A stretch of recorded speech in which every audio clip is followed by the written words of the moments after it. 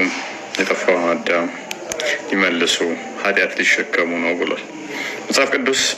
ሐዋርያው ቅዱስ ጴጥሮስ በአንደኛ መልእክቱ ምዕራፍ 2 ቁጥር 24 ላይ ለኃጢአት ሞተን ለጽድቅ እንድንኖር እርሱ ራሱ በስጋው ኃጢአታችንን በእንጨት ላይ ተሸከመ፣ በመገረፉ ቁስል ተፈወሳችሁ ይላል። አዎ ክርስቶስ የመጣው የሁላችንን ኃጢአት ሊሸከም ነው፣ ቤዛ ሊሆነን ስለመጣ። ማቴዎስ ወንጌል ምዕራፍ 20 ቁጥር 28 ቤዛ ሊሆን እንደመጣ ራሱ ስለተናገረ እኛ የጠፋነውን ኃጢአታችንን ተሸክሞ ቤዛ ሆኖናል ማለት ነው።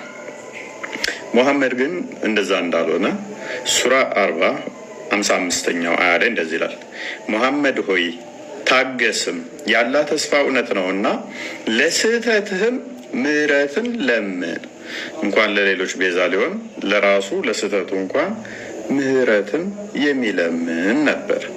እንደምትመለከቱት እዚህ ጋር በእኔም ላይ በእናንተም ላይ ምን እንደሚደረግ እንኳን አላውቅም ይላል። እንኳን ለሌሎች ቤዛ ሊሆን ሙሐመድ በራሱም ላይ የሆነ በሌሎች ላይ ምን እንደሚደረግ እንኳን እንደማያውቅ ተናግሯል ማለት ነው። ሌላኛው ክርስቶስ አምላክ ነው፣ በስጋ የመጣ አምላክ ነው። ሮሜ ምዕራፍ 9 ቁጥር 5 ላይ አባቶች ለእነርሱ ናቸውና ከእነርሱም ክርስቶስ በስጋ መጣ፣ እርሱ ከሁሉ በላይ ሆኖ ለዘላለም በኋላ በሰማያት በግርማው ቀኝ ተቀመጠ ይላል። ሰው ክርስቶስ የአብ የባህሪ ልጅ ነው፣ ኃጢአታችንን በራሱ ያነጻ ነው። ስለዚህ ሙሐመድ ደግሞ ይህንን ተቃራኒ በሆነ ሁኔታ ጅኒዎች ይኸው ሱራ 72 ቁጥር 1 ጀምሮ ሙሐመድ ወይ በል እነሆ ከጅኒ የሆኑ ጭፍሮች ቁርአንን አደመጡ፣ እኛ አስደናቂ የሆነ ቁርአንን ሰማን አሉ። ማለት ወደ እኔ የተወረደ ወደ ቀጥታ መንገድ የሚመራን ቁርአንን ሰማን፣ በእርሱም አመንን፣ በጌታችን አንድንም አናጋራም። እነሆ የጌታችን ክብር ላቀ፣ ሚስትንም ልጅንም አልያዘም።